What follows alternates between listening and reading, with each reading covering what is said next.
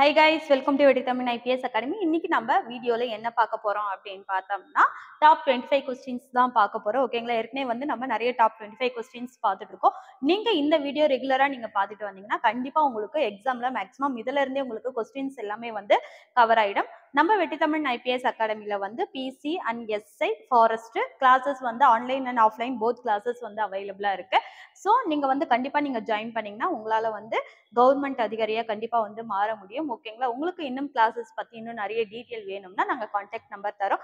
அந்த நம்பருக்கு நீங்க கால் பண்ணி நீங்க வந்து ஜாயின் பண்ணிக்கலாம். ஃபாரஸ்ட்டுக்கான டெஸ்ட் பேட்சும் வந்து அவைலபிளா இருக்கு. எஸ்ஐக்கான டெஸ்ட் பேட்சும் அவைலபிளா இருக்கு. ஸோ நீங்க வந்து ஜாயின் பண்ணுங்க. சரி, ஓகே, வாங்க இன்னைக்கான வீடியோக்குள்ள போகலாம். ஃபர்ஸ்ட் கொஸ்டின், கீழ்கண்டவற்றுள் எது எதிர் புவிசார் அசைவு உடையது அப்படின்னு கேட்டிருக்காங்க. என்ன அப்படின்னு பார்த்தோம்னா எதிர் புவிசார் அசைவு உடையது அப்படின்னு கேட்டிருக்காங்க. இதற்கான ஆன்சர் என்ன அப்படின்னு பார்த்தோம்னா தண்டு. ஏன்னா நேர்புவி சார்பு அசைவு எது அப்படின்னு பார்த்தோம்னா வேர் வந்து நேர்புவி சார்பு அசைவு உடையது. நேர்புவி சார்பு அசைவு உடையது என்ன அப்படின்னு பார்த்தோம்னா வேர். தண்டு என்பது எதிர்புவி சார்பு அசைவு. இது வந்து நேர் ஒளி சார்பு அசைவு உடையது. நேர் ஒளி சார்பு அசைவு. இது வந்து எதிர் ஒளி சார்பு அசைவு. எதிர் ஒளி சார்பு அசைவு உடையது அப்படின்னு சொல்லுவாங்க. ஓகேங்களா? புவி அப்படின்னா வேர் வந்து நேர்புவி சார்பு அசைவு, ஒளி அப்படின்னா எதிர்புவி அதாவது எதிர் ஒளி சார்பு அசைவு அப்படின்னு வரும். ஓகேங்களா? அடுத்தது இரண்டாவது கொஸ்டின் பாருங்க. நிலவு மலர் என்று அழைக்கப்படுவது எது? எது வந்து இரவு மலர்? இரவு மலர் அப்படின்னா நைட் டைம்ல பூத்திருக்கக்கூடிய மலர். ஓகேங்களா? இரவு மலர் என்று அழைக்கக்கூடிய மலர் எது அப்படின்னு கேட்டிருக்காங்க. அதற்கான ஆன்சர் சி, ஹைபோமியா ஆல்பா. இதுதான் என்ன அப்படின்னா நிலவு மலர் அப்படின்னுட்டு சொல்லுவாங்க. இது மாலை அதாவது காலையில் வந்து மூடிய நிலையிலும் இரவில் வந்து திறந்த நிலையிலும் காணப்படுவதால் அது வந்து என்ன சொல்றாங்க அப்படின்னா நிலவு மலர் அப்படின்றாங்க. இப்ப டான்டிலியன். டான்டிலியன் எதனுடைய சயின்டிபிக் நேம்? அதாவது டாராக்சம் அபிசினேஸ் அப்படின்றதுடைய சயின்டிபிக் நேம் என்ன அப்படின்னா டான்டிலியன் அப்படின்னுவாங்க. இது வந்து இந்த மலர் வந்து எப்படி இருக்கும்னா காலையில் வந்து திறந்த நிலையிலும் மாலையில் மூடிய நிலையிலும் காணப்படுவது எது அப்படின்னு பார்த்தோம்னா இந்த டாராக்சம் அபிசினேஸ் அப்படின்ற மலர். ஐபிஸ்கஸ் ரோசா சைனஸ், செம்பருத்தி பூவினுடைய சயின்டிபிக் நேம் தாவர இருசொல் பெயர் என்ன அப்படின்னா ஐபிஸ்கஸ் ரோசா சைனசிஸ் அப்படின்வாங்க. அடுத்தது தேர்ட் கொஸ்டின் பாருங்க.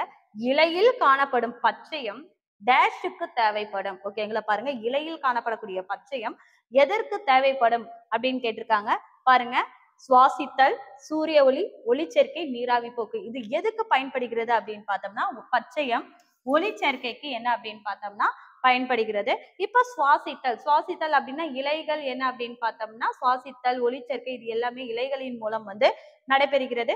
நீராவி போக்கு எதன் மூலம் நடைபெறுகிறது அப்படின்னு பார்த்தோம்னா இலை துளையின் மூலம் நீராவி போக்கு வந்து நடைபெறுகிறது.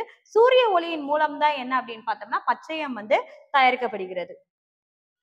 அடுத்தது ஃபோர்த் கொஸ்டின், நீர் தூண்டலுக்கு ஏற்ப தாவர வேர் வளைவது. ஓகேங்களா? பாருங்க, நீருடைய தூண்டலுக்கு ஏற்ப தாவரத்தினுடைய வேர்கள் வந்து அசைந்தாடுவது என்ன அப்படின்ட்டு கேட்டிருக்காங்க. அதற்கான ஆன்சர் வந்து என்ன அப்படின்னு பார்த்தோம்னா நீர் சார்பு அசைவு. ஏன்னா நீரை சார்ந்து அது அசைவதால் அதற்கு பேர் என்ன அப்படி அதற்கு நேம் வந்து என்னன்னா நீர் சார்பு அசைவு அப்படின்னு சொல்லுவாங்க. ஓகேங்களா? அடுத்தது பாருங்க, ஐந்தாவது, வகைப்பாட்டியலின் அடிப்படை அலகு என்ன? வகைப்பாட்டியலின் அடிப்படை அலகு என்ன அப்படின்னு கேட்டிருக்காங்க. ரொம்ப ரொம்ப இம்பார்ட்டன்ட். என்ன அப்படின்னு பார்த்தோம்னா அதற்கான ஆன்சர் சிற்றினம். ஓகேங்களா? சிற்றினம், பேரினம், பேரினம், சிற்றினம் அதை பேஸ் பண்ணி தான் இருசொல் பெயரிடும் முறையை என்ன பண்ணாங்க அப்படின்னு பார்த்தோம்னா அறிமுகம் செய்தாங்க. சோ வகைப்பாட்டியல் மொத்தம் 7 படிநிலைகளை உடையது. ஓகேங்களா? அந்த 7 அதாவது பேருலகம், உலகம், வகுப்பு, வரிசை, தொகுதி இந்த மாதிரி என்ன அப்படின்னா சிற்றினம், பேரினம் இந்த மாதிரி என்ன அப்படின்னு பார்த்தோம்னா 7 படிநிலைகளை கொண்டு வந்திருப்பாங்க.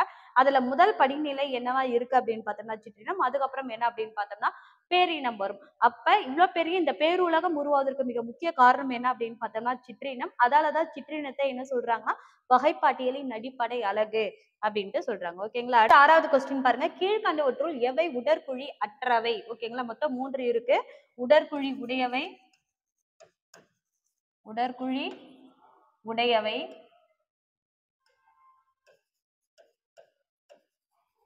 உடற்குழி அற்றவை, அற்றவை, போலியான உடற்குழி உடையவை. போலியான உடற்குழி உடையவை. அவங்க உடற்குழி அற்றவை கேட்டிருக்காங்க. அதாவது உடற்குழிக்குள் திரவம் நிரம்பி இருந்தால் அது என்ன அப்படின்னு பார்த்தோம்னா உடற்குழி உடையவை அப்படின்னுவாங்க. இப்ப தவளை, மண்புழு இதுக்கெல்லாம் என்ன அப்படின்னு பார்த்தோம்னா உடற்குழி வந்து இருக்கும்.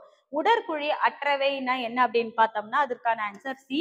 நாடா புழுக்கு என்ன அப்படின்னு பார்த்தோம்னா உடற்குழி இருக்காது.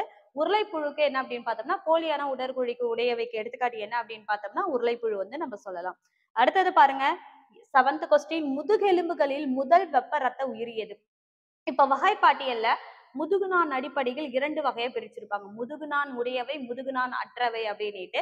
இப்ப இதுல என்ன கொஸ்டின் கேட்டிருக்காங்க முதுகெலும்பு உடையவை அப்படின்ட்டு கேட்டிருக்காங்க. ஓகேங்களா? ஃபர்ஸ்ட் வந்து முதுகுநான் அற்றவை, முதுகுநான் அற்றவை, முதுகுநான் உடையவை. இந்த முதுகுநான் உடையவை 2 வகையா குறிப்பாங்க. ஓகேங்களா? ஒண்ணு முன் முதுகு நாணிகள், இன்னொன்னு முதுகெலும்பு உடையவை. முன் முதுகு நாணி, முதுகெலும்பு உடையவை. முதுகெலும்பு உடையவை அப்படின்னு பிரிச்சிருப்பாங்க. இப்ப அவங்க கேட்டிருக்க கொஸ்டின் என்னன்னா முதுகெலும்பு உடையவை அப்படின்ட்டு தான் கேட்டிருக்காங்க. ஓகேங்களா? இதுல பாருங்க முதுகெலும்புகளில் முதல் வெப்ப ரத்த உயிரி எது அப்படின்னு பார்த்தோம்னா அதற்கான ஆன்சர் பறவை. அடுத்தது மனிதனும் என்ன அப்படின்னு பார்த்தோம்னா வெப்ப ரத்த உயிரி அப்படின்றதுதான் வரும். பறவைகள் பாலூட்டிகளும் எல்லாமே என்னன்னா வெப்ப ரத்த உயிரி. பறவைகளும் என்ன அப்படின்னு பார்த்தோம்னா ரத்த வெப்ப உயிரிகள் தான் வரும். ஓகேங்களா? அடுத்தது பாருங்க 8th முதுகெலும்பு உடைய விலங்குகளில் மிகப்பெரியது எது? முதுகெலும்புலயே இருக்கக்கூடிய மிகப்பெரியது எது அப்படின்னு பார்த்தோம்னா அதற்கான ஆன்சர் நீலத்திமிங்கலம். ஓகேங்களா? 120 டன் weight உடையது நீலத்திமிங்கலம். அதுதான் முதுகெலும்பிலே மிகப்பெரிய முதுகெலும்பி அப்படின்றாங்க. மிக சிறிய முதுகெலும்பி என்னன்னா குட்டை பிக்மி கோபி.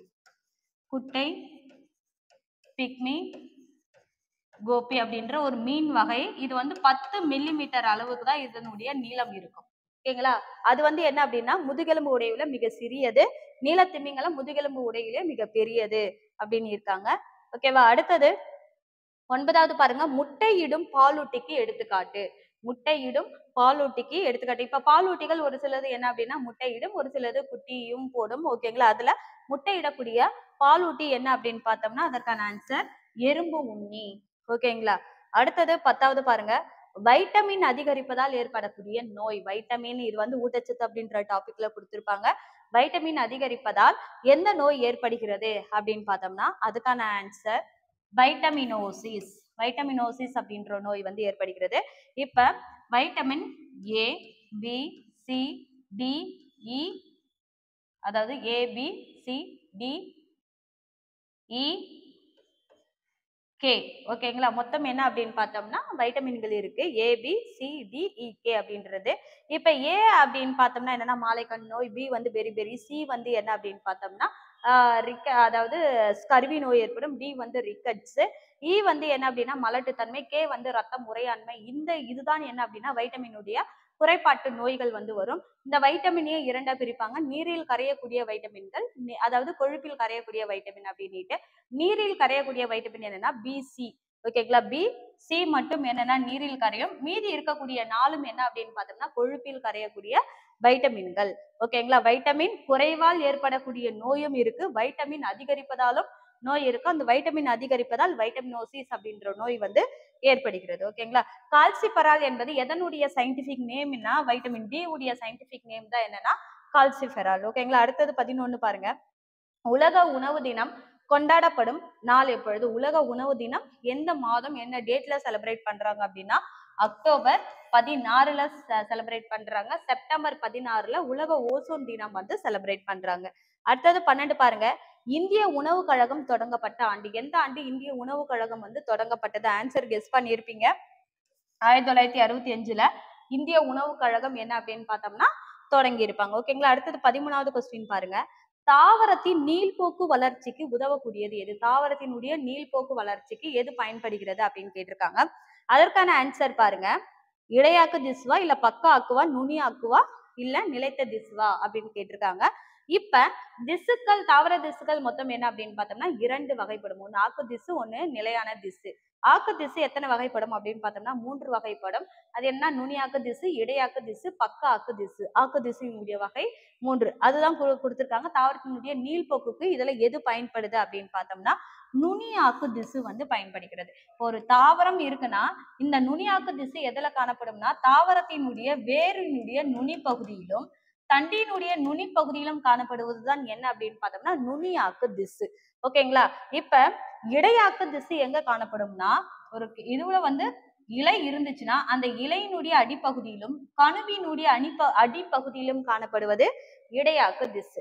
பக்க ஆக்கு திசு எதுல காணப்படுதுன்னா தாவரத்தினுடைய தண்டின் பக்கத்திலும் வேரின் பக்கத்திலும் காணப்படுவது என்ன அப்படின்னு பார்த்தோம்னா பக்க ஆக்கு திசு அப்படின்னு சொல்லுவாங்க. ஓகேங்களா?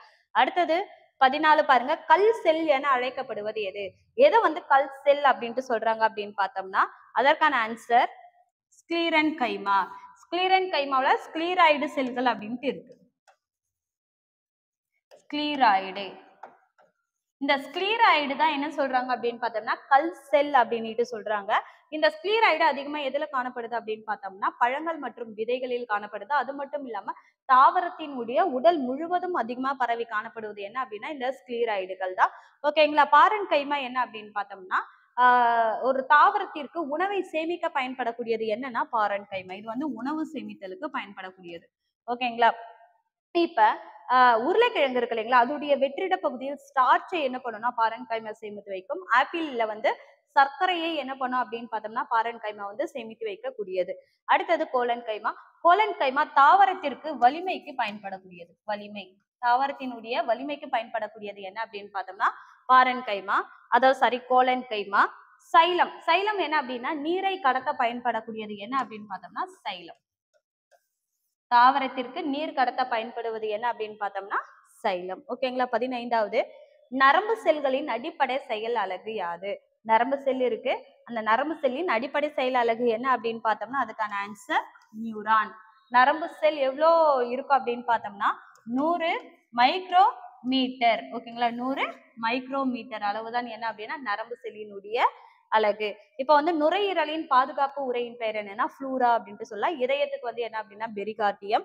கல்லீரல் இருக்கு. மிகப்பெரிய செரிமான சுரப்பி எது அப்படின்னு பார்த்தோம்னா கல்லீரல். உணவு வந்து செரிமானம் அடைவதிலேயே செரிமான மண்டலத்துல நம்ம பார்த்திருப்போம். அதுல மிகப்பெரிய செரிமான சுரப்பியா பயன்படுவது என்ன? கல்லீரல். ஏன்னா கல்லீரல்ல என்ன நீர் உற்பத்தி ஆகுது அப்படின்னு பார்த்தோம்னா பித்த நீர் வந்து உற்பத்தி ஆகுது. இதுதான் மிகப்பெரிய செரிமான சுரப்பியாக வந்து கல்லீரல் வந்து காணப்படுகிறது. அடுத்தது 16வது பாருங்க. திசு பற்றி படிக்கும் அறிவியல் பிரிவு. திசுக்களை பற்றி படிக்கக்கூடிய அறிவியல் பிரிவு என்ன அப்படின்னு கேட்டிருக்காங்க. அதற்கான ஆன்சர் ஹிஸ்டாலஜி. ஓகேங்களா? திசு பற்றி படிக்கக்கூடிய பிரிவு என்னது? ஹிஸ்டாலஜி அல்லது திசுவியல் அப்படின்னு சொல்லுவாங்க. திசுவியல். இப்ப மைக்காலஜி என்பது எதை பற்றி படிக்கக்கூடிய அறிவியல் பிரிவு அப்படின்னு பார்த்தோம்னா இப்ப வந்து பூஞ்சையை பற்றி படிக்கக்கூடிய அறிவியல் பிரிவு பூஞ்சை. பைக்காலஜி என்பது எதை பற்றி படிக்கக்கூடிய அறிவியல் பிரிவு அப்படின்னு பார்த்தோம்னா அதாவது பாசிகளை பற்றி படிக்கக்கூடிய அறிவியல் பிரிவு என்னன்னா பைக்காலஜி. அதுக்கப்புறம் என்னன்னா பாசியியல், ஆல்காலஜி. இது எல்லாமே பாசிகளை பற்றி படிக்கக்கூடிய அறிவியல் பிரிவு. சைட்டாலஜி என்பது என்ன அப்படின்னு பார்த்தோம்னா இது வந்து செல்லை பற்றி படிக்கக்கூடிய அறிவியல் பிரிவு என்ன அப்படின்னு பார்த்தோம்னா சைட்டாலஜி. ஓகேங்களா? அடுத்தது 17வது உணவு குழலில், நல்லா ஞாபகம் வச்சுங்க, உணவு குழலில் மிக நீளமான பகுதி எது? உணவு குழலில் மிக நீளமான பகுதி எது அப்படின்னு கேட்டிருக்காங்க. அதற்கான ஆன்சர் என்னன்னா சிறுகுடல். 5 to 7 மீட்டர் நீளமுடையது சிறுகுடல். ஓகேங்களா? பெருங்குடல் 1.5 மீட்டர் நீளமுடையது. ஓகேங்களா? இறப்பை சார் உடற்செயலின் தந்தை என்று அழைக்கப்படுவர் யாருன்னா வில்லியம் ஹியூமான்ட் அவர்கள் சொல்லுவாங்க. இதுல வந்து என்னன்னா HCl அப்படின்ற ஹைட்ரோகுளோரிக் அமிலமும் ரெனின் பெப்சின் அப்படின்ற நொதிகளும் இறப்பையில வந்து என்ன பண்ணுதுன்னா உற்பத்தி ஆகுது. கணையம் நாளமுள்ள சுரப்பியாகவும் நாளமில்லா சுரப்பியாகவும் செயல்படுவது என்ன அப்படின்னு பார்த்தோம்னா கணையம் வந்து நாளமுள்ள சுரப்பியாகவும் நாளமில்லா சுரப்பியாகவும் செயல்படுது. ஓகேங்களா? பிளவுபட்ட ஒரு இலை வடிவம் மாதிரி என்ன அப்படின்னு பார்த்தோம்னா இது வந்து மஞ்சள் கலர்ல வந்து காணப்படும். அடுத்தது பாருங்க. உடலில் காணப்படும் மிகப்பெரிய செரிமான சுரப்பி. இப்பதான் இது பண்ண உடலில் காணப்படும் மிகப்பெரிய செரிமான சுரப்பி என்ன அப்படின்னு பார்த்தோம்னா கல்லீரல். கல்லீரல் என்ன நீரை உற்பத்தி பண்ணுதுன்னா பித்த நீரை உற்பத்தி செய்கிறது. பித்த நீர். சிறுகுடல் வந்து சிறுகுடல் நீர் வந்து உற்பத்தி பண்ணுது. சிறுகுடல் நீர் உற்பத்தி செய்கிறது. இரைப்பை. இரைப்பையில HCl ரென்னின் பெப்சின் அப்படின்ற நொதி காணப்படுகிறது. Rennin pepsin. ரென்னின் பெப்சின் எனும் நொதி காணப்படுகிறது. கணையம். ஓகேங்களா? கணையம்ல என்ன அப்படின்னு பார்த்தோம்னா அதுலயும் வந்து நொதிகள் காணப்படுகிறது. அதுல வந்து நாளமுள்ள சுரப்பியாகவும் நாளமில்லா சுரப்பியாகவும் இருக்கு. நாளமுள்ள சுரப்பி எதை உற்பத்தி பண்ணுதுன்னா கணைய நீரை உற்பத்தி செய்கிறது. நாளமுள்ள சுரப்பி கணைய நீரையும், நாளமில்லா சுரப்பி அதாவது இன்சுலின், குளுக்கோகான் இன்சுலின் அப்படின்ற இது ஹார்மோனியம் என்ன பண்ணுது அப்படின்னு பார்த்தோம்னா உற்பத்தி செய்கிறது. கணையத்தில் நாளமில்லா சுரப்பியாக செயல்படுவது எது அப்படின்னு கேட்டாங்கன்னா லாங்கர்ஹான் தீட்டு. இந்த லாங்கர்ஹான் தீட்டுல ஆல்பா செல் பீட்டா செல் இருக்கு. ஆல்பா செல் என்ன அப்படின்னு பார்த்தோம்னா குளுக்கோகானியம், பீட்டா செல் வந்து இன்சுலினையும் என்ன பண்ணுது அப்படின்னு பார்த்தோம்னா உற்பத்தி செய்கிறது. அடுத்தது பாருங்க 19வது கொஸ்டின். உமிழ்நீர் சுரப்பிகள் ஒரு நாளைக்கு எத்தனை லிட்டர் திரவத்தினை சுரக்கிறது? நார்மலா நம்ம வாயில 3 ஜோடி உமிழ்நீர் சுரப்பிகள் வந்து காணப்படுகிறது. அதுல மிகப்பெரிய சுரப்பி என்னன்னா அதாவது மேலான சுரப்பி வந்து மிகப்பெரியது. ஓகேங்களா? இப்ப பாருங்க இதுல ஒரு நாளைக்கு எத்தனை லிட்டர் திரவம் வந்து உற்பத்தி ஆகுது அப்படின்னு பார்த்தோம்னா 1.5 லிட்டர் உமிழ்நீர் வந்து உற்பத்தி ஆகுது. இல்ல வந்து அமிலேஸ் டயலின் அப்படின்ற நொதி உமிழ்நீர்ல வந்து காணப்படுகிறது. பாக்டீரியாவை எதிர்க்கக்கூடிய நொதியும் உமிழ்நீர்ல காணப்படுகிறது. லைசோசைம் அப்படின்றது பாக்டீரியாவை எதிர்க்கக்கூடியது. இதுவும் என்ன அப்படின்னு பார்த்தோம்னா உமிழ்நீரில் காணப்படக்கூடியது.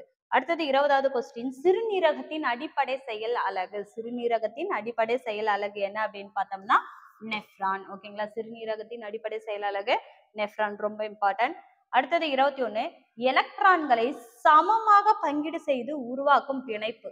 ஓகேங்களா? இப்ப 2 எலக்ட்ரான் இருக்கு, 4 எலக்ட்ரான் இருக்குன்னா இந்த பக்கம் 2 இந்த பக்கம் 2 சமமாக பிரிக்கக்கூடியதற்கு என்ன பண்பு அப்படின்னா சகப்பிணைப்பு அப்படின்னு அர்த்தம். ஓகேங்களா? இப்ப அயனி பிணைப்புனா என்ன? அயனி பிணைப்புனா என்ன அப்படின்னு பார்த்தோம்னா ஒரு நேர்மின் அயனி இல்லைன்னா எதிர்மின் அயனியை வந்து பிரிப்பது என்ன அப்படின்னு பார்த்தோம்னா அயனி பிணைப்பு அப்படின்வாங்க. ஆக்சிஜனேற்றம்னா என்ன அப்படின்னு பார்த்தோம்னா ஒரு பொருள்ல வந்து ஆக்சிஜன் சேர்க்கப்பட்டு அல்லது ஹைட்ரஜன் இல்லைன்னா எலக்ட்ரானை நீக்கப்படுவது என்ன அப்படின்னு பார்த்தோம்னா ஆக்சிஜனேற்றம் அப்படின்னுட்டு சொல்லுவாங்க. 22 பாருங்க. பொதுவாக அமிலங்கள் எந்த சுவை கொண்டிருக்கும்? அமிலம் என்பது எந்த சுவை கொண்டிருக்கும் அப்படின்னு பார்த்தோம்னா புளிப்பு சுவை கொண்டிருக்கும். ஓகேங்களா? அது வந்து அரிக்கும் தன்மையை வந்து உடையது. அடுத்தது காரம் வந்து எந்த சுவை கொண்டிருக்கும் அப்படின்னு பார்த்தோம்னா கசப்பு சுவையை வந்து கொண்டிருக்கும். காரம் என்பது என்ன அப்படின்னு பார்த்தோம்னா சிவப்பு லிட்மஸ் தாளை எந்த நிறமா மாத்தும்னா நீல நிறமா மாத்தும். இதுவே அமிலம் வந்து என்ன அப்படின்னா லிட்மஸ் தாளை என்ன நிறமா மாத்தும் அப்படின்னு பார்த்தோம்னா சிவப்பு நிறமாக மாற்றக்கூடியது. அடுத்தது 23வது பாருங்க. வேதிப்பொருட்களின் அரசன் என்று அழைக்கக்கூடியது என்ன அப்படின்னு பார்த்தோம்னா சல்பியூரிக் அமிலம். ஓகேங்களா? H2SO4. ஓகேங்களா? H2SO4 தான் அதற்கான ஆன்சர். நடுநிலை கரைசலின் pH மதிப்பு என்னன்னு கேட்டிருக்காங்க. நடுநிலை கரைசலுடைய pH மதிப்பு என்ன அப்படின்னு பார்த்தோம்னா அதற்கான ஆன்சர் 7. நடுநிலை கரைசலின் pH மதிப்பு 7. அடுத்தது லாஸ்ட் கொஸ்டின். கீழ்கண்டவற்றுள் கடின நீரை மென்னீராக்க பயன்படக்கூடியது என்ன அப்படின்னு கேட்டிருக்காங்க. கடின நீரை மென்னீராக பயன்படுத்தக்கூடியது என்னன்னா sodium carbonate. Na2CO3 sodium carbonate. இப்ப சோடியம் பை கார்பனேட் எதுக்கு அப்படின்னு பார்த்தோம்னா இப்ப வந்து ரொட்டி சோடா தயாரிப்பதற்கு வந்து என்ன அப்படின்னு பார்த்தோம்னா சோடியம் பை கார்பனேட் பயன்படுகிறது. பொட்டாசியம் ஹைட்ராக்சைடு வந்து எதுக்கு பயன்படுதுன்னா இப்ப கடின சோப்பு இருக்கு இல்லைங்களா அதை விட மென்மையான சோப்பு என்ன அப்படின்னு பார்த்தோம்னா பொட்டாசியம் ஹைட்ராக்சைடு தான் வரும். ஓகேங்களா? இப்ப இது வரைக்கும் நம்ம என்ன அப்படின்னு பார்த்தோம்னா ரொம்ப இம்பார்ட்டன்டான டாப் 25 கொஸ்டின்ஸ் வந்து பார்த்தோம். ஓகேங்களா? நான் அடுத்த வீடியோல நம்ம இன்னும் அடுத்த 25 கொஸ்டின்ஸ் வந்து பார்க்கலாம். நீங்க இந்த கொஸ்டின்ஸ் வந்து ரெகுலரா நீங்க பாத்தீங்கன்னா கண்டிப்பா உங்களுக்கு எக்ஸாம்ல இதுல இருந்தே மேக்ஸிமம் உங்களுக்கு கொஸ்டின்ஸ் வந்து வரும். ஓகேங்களா? நம்ம சேனல் வந்து சப்ஸ்கிரைப் பண்ணாதவங்க சப்ஸ்கிரைப் பண்ணுங்க, ஷேர் பண்ணுங்க, கமெண்ட் பண்ணுங்க. Thanks to all.